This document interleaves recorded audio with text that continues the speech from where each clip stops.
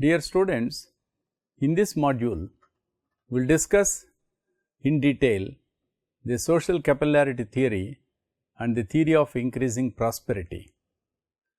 The theory of social capillarity says that in a civilized community, the principle of social capillarity governs the fertility behavior of population.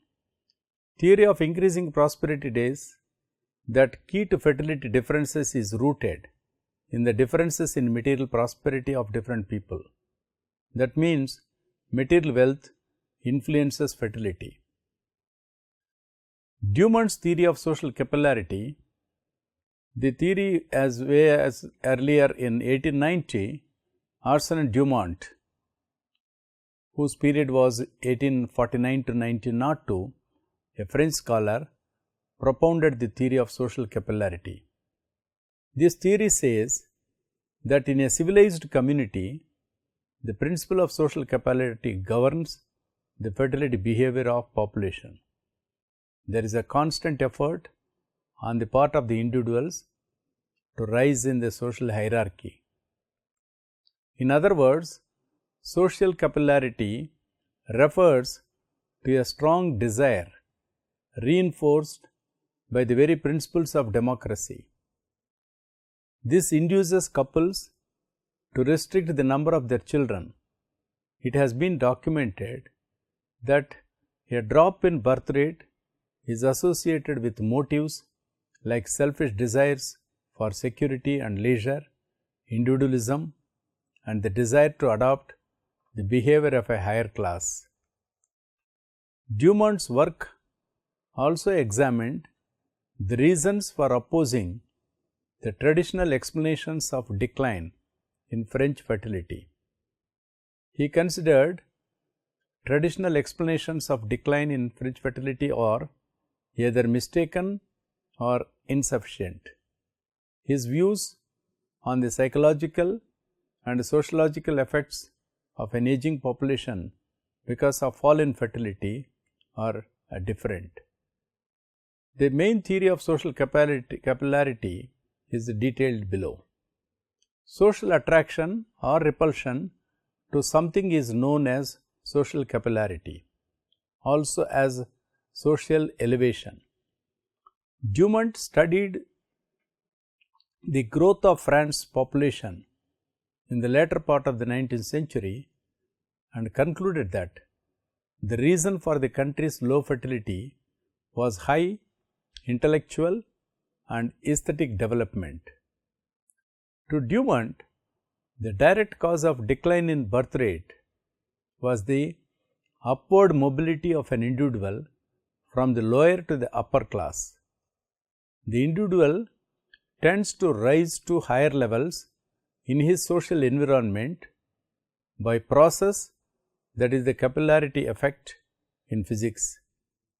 What gravity is to the physical world, capillarity is to the social order. Dumont's three principles of population that are related to the stages of social development are described below. Number 1. In the preventive stage, the Malthusian theory of population applies where human beings live like animals. They increase in geometrical progression. Number 2. In the intermediate stage, Quillard's principle of population applies. That is, society is governed by where bread is born, a child is also born principle, and hence population proportions itself automatically. In such a society, population increases as food supply increases because the population can produce its necessary food. Here, positive checks do not become necessary. Dumont applies his social capillarity principle to a modern civilized society. In such a society, every individual wants to achieve a higher economic and social status. For this purpose, a small family is imperative because one cannot climb high on the social ladder with the burden of more children on its back. When an individual earns more income and wealth, his ambition for better position and higher social prestige goes up, and consequently the number of children decreases. Therefore, in a civilized society, due to social capillarity, fertility drops. When people migrate to cities from rural or backward areas, their fertility level declines. In the words of Dumont, I quote, "Just as a column of liquid must be thin in order to rise under the force of capillarity, so must a family be small to rise in the social scale." According to Dumont, the poor can achieve capillarity if they divert their time, energy, and wealth for vertical mobility. The reasons for low birth rate in urban areas are people's ambition for vertical mobility, a liberal environment, high standard of living, more income and wealth, capacity or rational thinking, higher socio-economic status of women, progressive ideals, high cost of living, the desire of middle class to move into the upper classes, etc. This is possible only when they restrict their families to 1 or 2 children. According to him, the birth rate in rural areas is high while it is low in urban areas. The reasons for high birth rate in rural areas are poverty, illiteracy, orthodoxy, and lack of vigor. There are several criticisms of Dumont's social capillarity theory. For instance, the aspects like nature of other factors.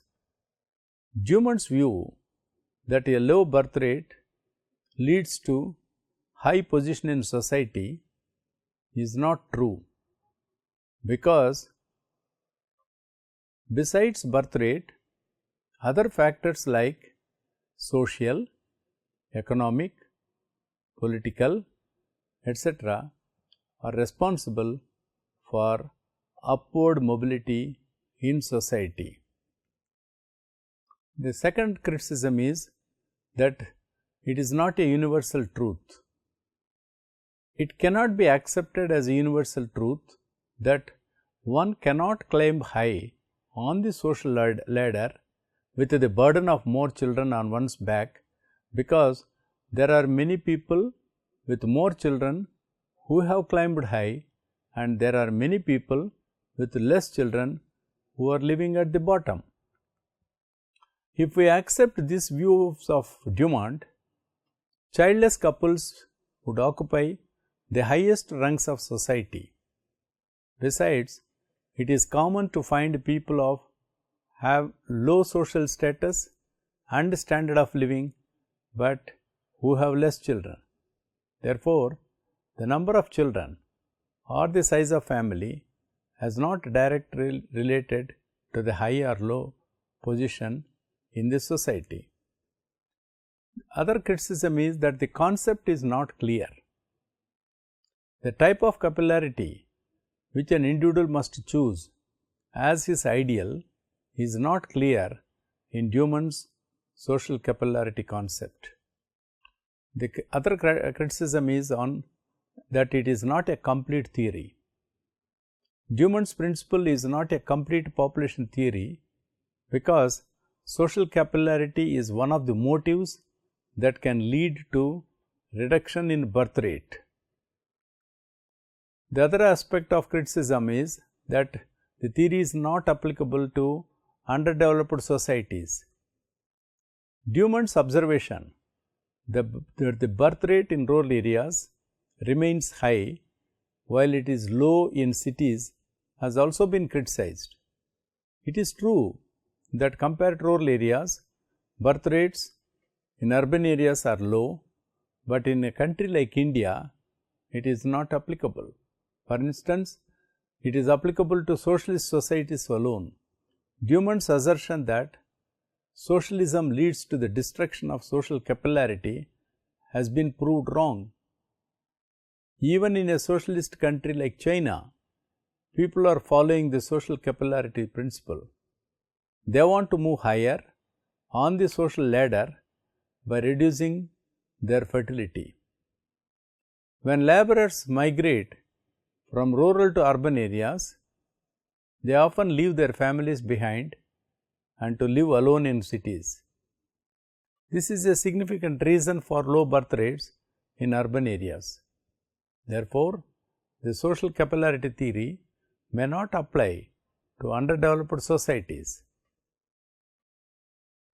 The other theory of increasing prosperity, as postulated by Bretons, is explained here. In 1910, Lucio Brentano, whose period was between 1844 to 1931, he presented another explanation for fertility differentials in his theory of increasing prosperity. According to Brentano, the key to fertility differences is rooted in the differences in the material prosperity of different people. He argues that man is essentially a creature of pleasure, the sources of which vary from group to group. The poor, with an extremely restricted number of alternative pleasures, tend to find compensation of this deprivation in sexual indulgence. This explains the high fertility levels among poor people. On the other hand, the wealthy have several competing pleasures, and in general, their gratification is found outside home. Brentano suggested that a general decline in fertility levels is the function of technical, scientific, industrial, and commercial progress, which makes more and more sources of pleasure available to a growing number of people. To avail of the pleasures, people must have the material means at their disposal. They must choose between family size and the opportunities for pleasure. It should, however, be noted that, according to Brentano, the decline in birth rate with increasing prosperity does not imply an increase in sexual continence or self-control. There are several criticisms of Brentano's theory of increasing prosperity. For instance, it is observed that Brentano was not being successful in differentiating between sexual enjoyment and the pleasure of parenthood. For the poor, sexual indulgence is identical with the desire or offspring, whereas for the rich, the same is not true. Brentano's arguments imply that sexual indulgence is the main pleasure for the poor, and lack of information about contraceptive measures leads to high birth rates. But ignorance rather than pleasure then appears to be the main determinant of fertility levels among the poor. On the other hand, among the rich, since there is no increase in sexual continence, the choice is between parenthood and alternative pleasures.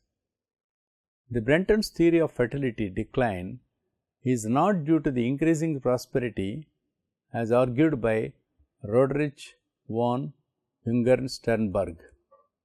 In his book, The Causes of the Decline in the Birth Rate within the European Sphere of Civilization, which was published in 1931, Roderich von Ungern-Sternberg argued that increasing prosperity is not the cause but the goal, and birth control is the means for attaining this goal. He also denies that fertility decline is the result of changing age structure of the population, a decline in the frequency of marriage frequency, or a decline in infant mortality rates. A generally low birth rate in the urban centers does not imply a causative association between urbanization and fertility decline either.